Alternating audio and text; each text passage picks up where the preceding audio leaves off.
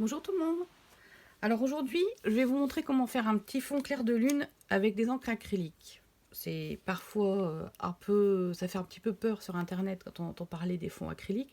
Mais en fait, c'est très facile à faire. Donc pour ma part, j'ai utilisé ces vieilles peintures là, donc du bleu et du jaune, que j'ai déposé dans une palette maison, une petite boîte à cigares. Je vais utiliser également les vieilles peintures de mes enfants, les gouaches scolaires, tout ce qu'il y a de plus classique.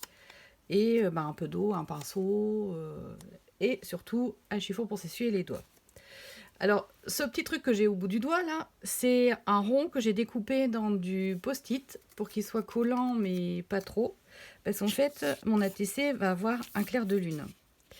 Donc j'ai découpé un petit morceau de papier blanc au format ATC. Donc c'est du papier canson, 120 grammes je crois. C'est pas très épais. Je le collerai sur une cartonnette pour mon ATC.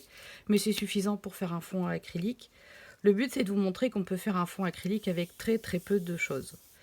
Donc là c'est vraiment au minimum. Donc ce petit bout de post-it, je le colle sur mon ATC, pas tout à fait au milieu parce que je veux qu'elle soit un petit peu plus haute, la lune, mais c'est tout. Et après, en fait, tout simplement, vous allez tremper votre doigt dans la peinture. Donc je mouille un peu mon doigt, j'ai un peu d'eau dans ma coupelle, là, je sais pas si on la voit à la caméra, voilà, juste un petit peu d'eau, pas trop. Je vais tremper mon doigt comme ça en tournant dans la peinture et je vais tourner autour, tout simplement, de ma lune, enfin de mon rond de post-it, et je tourne, et en fait en tournant j'estompe sur les côtés, donc jusqu'à ce que ça me fasse vraiment un beau halo jaune. Voilà. Après je vais prendre un peu de bleu, le mélanger ici pour avoir une couleur intermédiaire, et je vais me mettre autour du jaune. Ouais, ça fait une espèce de vert forcément, parce que bleu et vert, bleu et jaune ça donne du vert.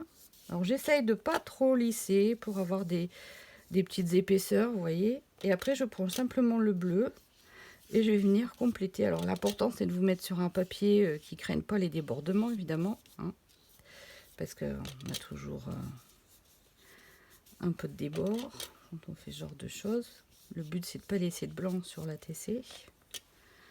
Hop, je vais la retourner de l'autre côté. Je regarde si je suis toujours devant la caméra.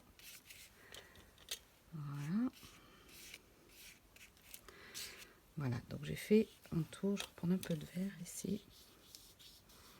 Voilà, on va essayer de faire quelque chose d'un peu pas trop structuré. Voilà, vous voyez, on voit les traces de mes doigts dessus. Voilà, alors l'importance du chiffon, on se rase bien le doigt et on le nettoie. Voilà. Donc là, en fait, je vais pouvoir garder l'avantage de ces petites boîtes qui se referment. Alors ça peut être un tupperware, ça peut être n'importe quoi. C'est qu'après, si je reprends un petit peu d'eau, je peux réutiliser ma peinture. Position de pas attendre 6 mois, mais si je la réutilise dans 2-3 jours, c'est bon.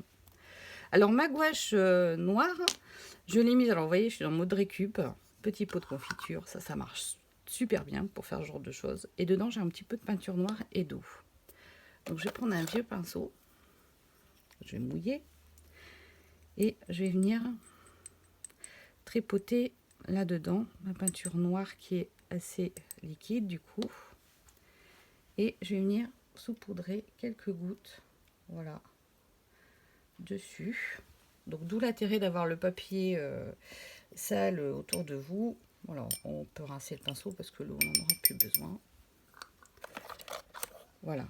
Et là en fait il vous suffit soit de laisser sécher, soit de tamponner. Alors si on tamponne avec un chiffon, un bout de sopalin, tout ça, ça va écraser les petites gouttes. Si on le laisse sécher, la goutte va rester vraiment dans cette position-là. Donc là, je vais essayer de ne pas toucher les gouttes parce que je voudrais les laisser sécher bien rondes. Je décolle simplement pour vous montrer. Voilà.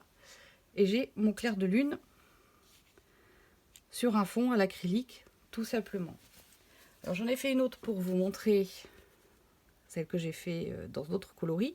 Donc là pareil, j'avais mis mon rond de post-it, j'ai tourné autour avec une peinture rose, j'ai mélangé le rose et le jaune pour avoir un orangé et j'ai fini au jaune.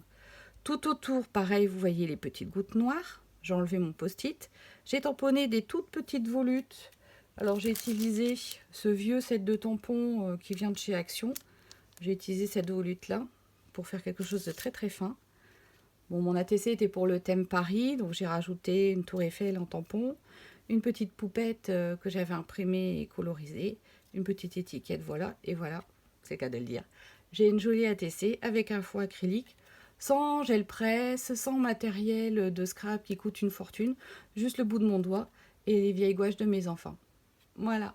Allez, amusez-vous bien. Vous voyez, il n'y a pas besoin de grand-chose pour faire du scrap et bien s'amuser et faire un petit quelque chose de sympa. Allez, je vous souhaite bon amusement, bon scrap à toutes.